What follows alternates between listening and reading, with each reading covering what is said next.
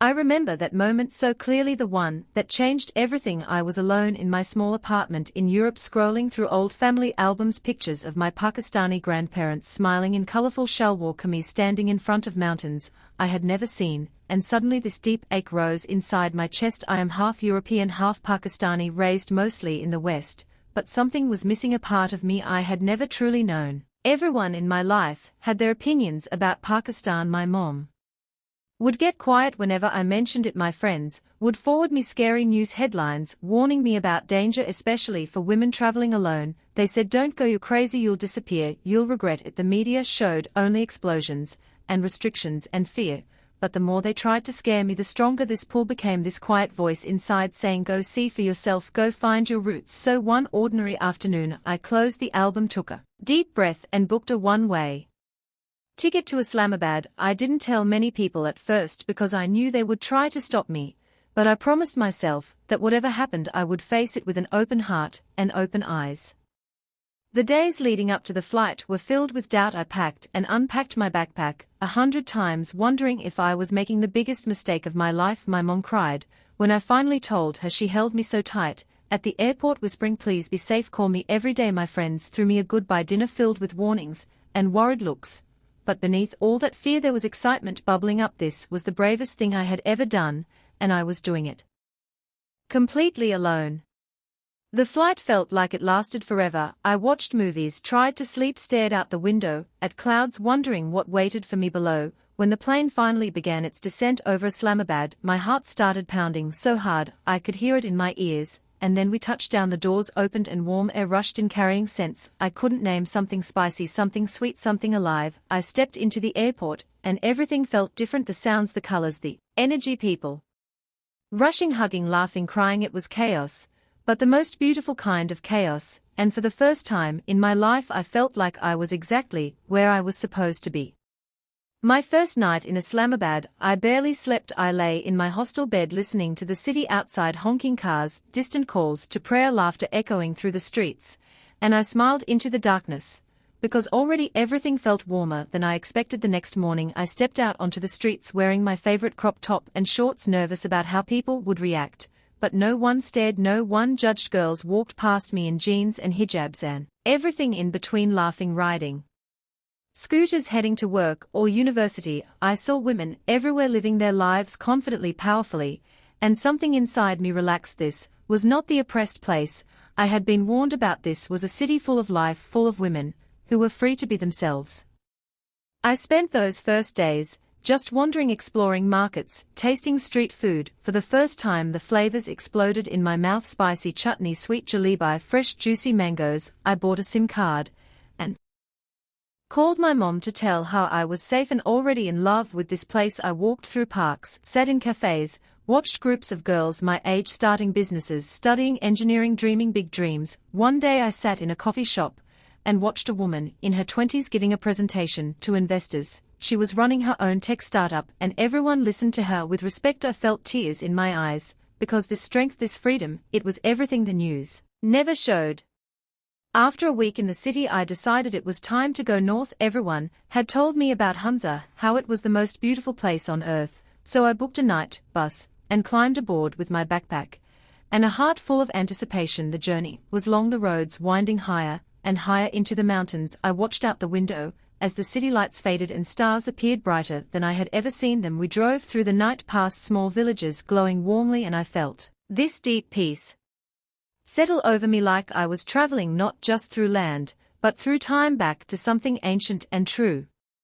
When the bus finally stopped in Hunza Valley, and I stepped out at dawn, I literally lost my breath. The mountains rose around me like giants, snow-capped and silent. Crystal blue lakes reflected the pink morning sky. Cherry blossoms and apricot trees bloomed everywhere. The air was so clean, so pure, it felt like my soul was being washed clean. I stood there for a long time, just staring, crying quietly, because no photograph, no description, could ever capture this beauty. It was more stunning than Switzerland, more peaceful than any place I had ever known. I spent the next days walking for hours along mountain paths, sitting by Utterbad Lake, watching the water shift from turquoise to deep blue to emerald as the sun moved across the sky. I hiked to ancient forts, watched eagles soar overhead, picked fresh apricots straight from trees, and ate them warm from the sun. Every moment felt like a gift.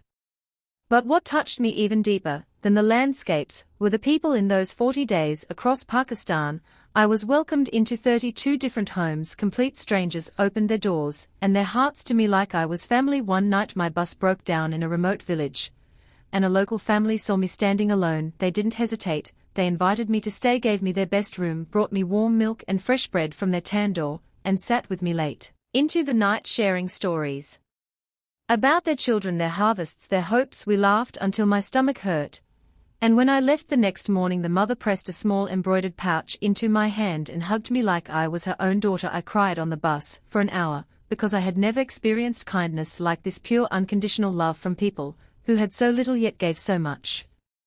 I hitchhiked often. Those famous colorful Pakistani trucks became my ride. They are works of art covered in poetry, flowers, mirrors, bells, and bright paint. The drivers would slow down, smile, wave me in, play loud music, sing along the way, offer me chai and snacks, and tell me stories about their lives, their families, their pride in their country. They always made sure I reached my destination safely, watching over me like big brothers. There was never a moment of fear, only warmth, only connection.